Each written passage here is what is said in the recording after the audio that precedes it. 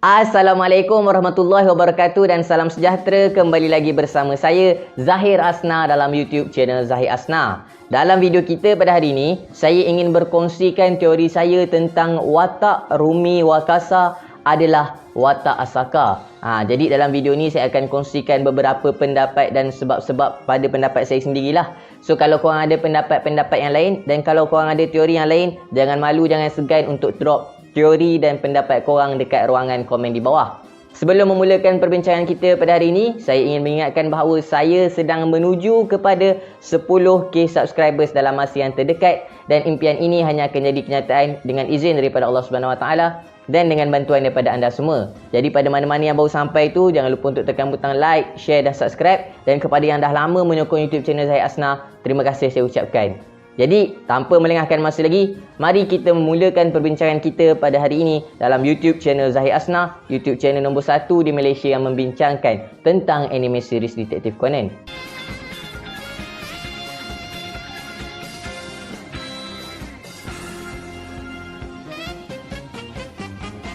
Baiklah, macam mana yang korang semua tahu, dalam chapter yang paling latest iaitu chapter yang ke-1072, kita dapat tengok pada satu panel yang mana Rumi Wakasa telah pun meletakkan tangan dia ke tingkap bilik darjah semasa cuba untuk melihat ke arah Kanenori Wakita yang berada di luar bangunan sekolah. So, masa dia letakkan tangan dia kat cermin tu, keadaan tangan dia tu sama dan seakan-akan dengan keadaan tangan Asaka yang merupakan bodyguard kepada Amanda Hughes dalam kematian Amanda Hughes dan Haneda Koji pada 17 tahun yang lepas yang telah pun hilang secara misterinya. So, daripada situ memang kita tengok memang ramailah sebenarnya yang berteori bahawa Rumi Wakasa ni sebenarnya adalah Asaka berdasarkan hint yang telah pun Gosho Aoyama bagikan kepada kita dalam chapter tersebut. Tapi macam mana pun ramai juga yang mengatakan bahawa itu mungkin hanyalah satu orang kata plot twist saja nak bagi kita pening saja. Sebab sebelum ni pun kita dah dapat tengok beberapa keadaan macam tu yang mana kita ingatkan watak tu lah watak yang kita sangkakan, tapi sebenarnya tidak. Contohnya macam watak Vermouth sebelum ni, dalam Vermouth punya arc, kita ingatkan Jody Sensei itu adalah Vermouth. Sebab Jody Sensei suka guna ayat a secret makes a woman woman. Tapi sebenarnya Jody Sensei itu bukanlah Vermouth. Kemudian dalam Babon punya arc, masa kita cuba untuk cari siapa Babon, kita dapat tengok ada satu episod di mana Okia Subaru tengah tengok laptop dia sambil dia minum secawan Babon. So masa tu kita ingat macam, oh, dia ni lah Babon. Tapi yang sebenarnya Okia Subaru bukanlah Babon. So, sebab kenapa saya katakan yang Rumi Wakasa ni adalah Asaka, walaupun yelah kalau kita tengok daripada sebab yang saya katakan tadi tu, ada kemungkinan untuk sebenarnya benda ni tak berlaku. Tapi berdasarkan pemerhatian saya, sekiranya Gosho Aoyama masih mengekalkan pattern yang sama dalam dia punya perkembangan storyline dia, kita dapat tengok dalam Vermouth punya arc kita ada 3 suspek utama, yang mana suspeknya adalah Jody Sensei, Akai Suichi dan juga Araide Sensei. Dalam Vermouth punya arc ni, kita ingatkan antara Jody Sensei ataupun Akai Suichi merupakan orang yang jahat lah kan. Sebabnya dia orang punya vibe tu macam agak vibe gelap sikit lah, orang kata dark vibe sikit. Tapi sebenar-benarnya dalam Vermouth punya arc, Vermouth adalah Araide Sensei, yang mana Vermouth yang telah menyamar sebagai Araide Sensei.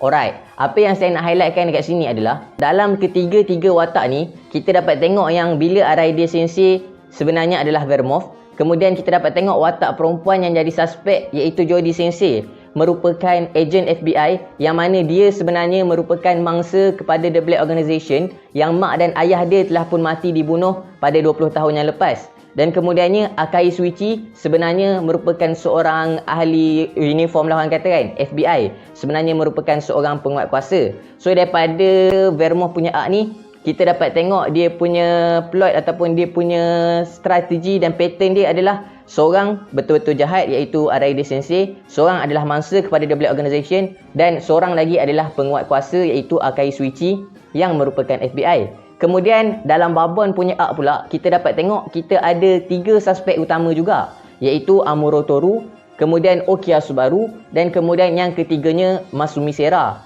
Dekat sini kita tengok Gosho Aoyama masih lagi mengekalkan pattern yang sama, yang mana 2 orang suspek lelaki dan seorang suspek wanita ataupun perempuan. Dan daripada situ kita dapat tengok watak babon yang sebenarnya adalah watak yang boleh dikatakan kita tak sangka pun lah watak tu, iaitu watak Amuro Toru. Kemudian watak perempuan juga merupakan mangsa kepada Black Organisation, yang mana dalam kes Masumi Sera ni, mak dia telah pun mengecil disebabkan oleh pil APTX 4869. Ayah dia telah pun hilang pada beberapa tahun yang lalu disebabkan oleh siasatan ke atas kematian Haneda Koji. Kemudian dia juga mempercayai bahawa abang sulungnya, iaitu Akai Suichi, telah pun mati dibunuh oleh The Black Organisation. So kita dapat tengok pattern dia sama. Jody Sensei dengan Masumi Sera yang merupakan suspek perempuan ni, dua-dua merupakan mangsa kepada The Black Organisation. Dan yang ketiga pula adalah Okiya Subaru, yang mana kita semua sedia maklum bahawa Okiya Subaru sebenarnya merupakan Akai Suichi. So maknanya yang ketiga tu tetap lagi penguat kuasa. Kemudian kita beralih kepada yang paling latest, iaitu Ram punya arc. Dalam Ram punya arc kita dapat tengok 3 juga suspek utama kita ada, 2 suspek lelaki dan seorang suspek wanita ataupun perempuan. Yang mana suspek lelaki tersebut adalah Kanenori Wakita, kemudiannya Kuroda Hyo dan Wakasa Sensei ataupun Rumi Wakasa. Yang mana kalau kita tengok sekali lagi, watak yang boleh dikatakan kita tak sangka adalah watak Ram merupakan seorang yang penjual sushi je kan. Kalau kita fikir mungkin kita ingat Kuroda Hyo ataupun Rumi Wakasa yang sebenarnya Ram. Tapi sebenar-benarnya watak Ram adalah watak Kanenori Wakita. Kemudian kita dapat tengok Kuroda Hyo merupakan seorang penguat kuasa, iaitu seorang polis, yang mana dia merupakan manager of First Shift Division dekat Nagano punya polis kan. Dan kemudiannya kita dapat tengok seorang lagi watak wanita yang menjadi suspek, iaitu Rumi Wakasa. Dan daripada apa yang telah berlaku daripada chapter 1072, yang mana Gosho Aoyama menunjukkan tangan yang berada di tingkap itu seakan-akan tangan Asaka, maka daripada situ saya berpendapat bahawa Rumi Wakasa ini merupakan seorang yang merupakan mangsa kepada The Black Organisation juga, yang mana dia punya tuan ataupun dia punya orang yang sepatutnya dijaga, iaitu Amanda Hughes dan juga Haneda Koji, yang mungkin juga ada hubungan dengan Asaka ni, yang telah pun menjadi mangsa Black Organisation sendiri. So boleh dikatakan bahawa sekiranya Gosho Aoyama mengekalkan pattern yang sama, maka watak perempuan yang menjadi suspek ini, iaitu Rumi Wakasa, akan menjadi watak yang ada kaitannya dengan watak yang telah pun mati yang merupakan mangsa kepada The Black Organisation, seperti mana watak Masumi Sera dan juga watak Jody Sensei. So guys, disebabkan oleh pattern yang saya dah sebutkan tadi itulah kenapa saya berpendapat bahawa watak Rumi Wakasa sebenarnya adalah watak Asaka. Dan selain daripada itu pun, kalau kita nak tengok tentang watak Asaka ni, sememangnya dikatakan bahawa merupakan satu watak perempuan ataupun wanita. Sebabnya watak Asaka ni dikatakan selalu berjalan dengan membawa satu cermin yang orang guna untuk make up macam tu lah kan. So itu antara maklumat-maklumat yang kita tahu tentang Asaka lah. Dan Asaka ni merupakan seorang wanita yang menjadi bodyguard kepada Amanda Hughes lah. Dikatakan bahawa dia merupakan seorang wanita. So kalau ada watak yang paling sesuai untuk kita deduce ataupun untuk kita teorikan sebagai watak Asaka, watak tu tak lain tak bukan adalah watak Rumi Wakasa. Selain daripada pattern yang saya dah ceritakan tadi, kita semua juga dapat tengok kan, dalam chapter yang ke-1033, Rumi Wakasa, masa Ayumi-chan sebut perkataan Lucky Charm, Rumi Wakasa terus teringat akan Haneda Koji. Kemudian dalam chapter yang ke-1052, kita dapat tengok Rumi Wakasa merupakan orang yang mempunyai bishop milik Haneda Koji. Bahkan dalam chapter 1052 ini, apabila Amuro Toru menjumpai bishop tersebut, Amuro Toru sendiri berfikir bahawa kemungkinankah orang yang mempunyai bishop tersebut adalah pembunuh kepada Haneda Koji. Kerana kita dapat tengok dalam flashback Amuro Toru dalam chapter yang ke-1052 ni, masa dia menghadiri satu meeting tentang kematian Haneda Koji, di dalam meeting tersebut, keluarga Haneda Koji mengatakan bahawa Bishop Haneda Koji yang telah hilang itu merupakan satu azimat lah bagi Haneda Koji. Dan Bishop tersebut tidak akan diletakkan di merata-rata tempat, bahkan tidak akan diberikan oleh Haneda Koji kepada sesiapa pun. Maka keluarga Haneda Koji mengatakan bahawa sekiranya ada orang yang mempunyai Bishop tersebut, orang tersebut adalah pembunuh kepada Haneda Koji.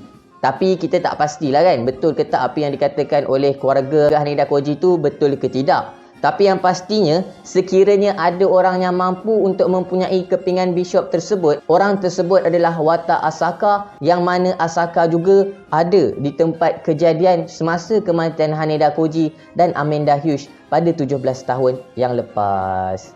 Dan berdasarkan kemampuan dan kebolehan Rumi Wakasa ni, saya rasa memang sesuai lah kalau kita kata dia sebelum ni merupakan seorang bodyguard. Yelah, mana taknya dia kan seorang yang mahir untuk menggunakan seni mempertahankan diri. Contohnya kita dapat tengok dalam episod yang ke-890 masa dia belasah ramai-ramai penjahat dekat sekolah tu. Dan kemudian yang paling latest kita dapat tengok dalam chapter yang ke-1054 apabila dia sendiri telah pun menumbangkan Amuro Toru yang merupakan seorang polis yang berkhidmat dalam PSB.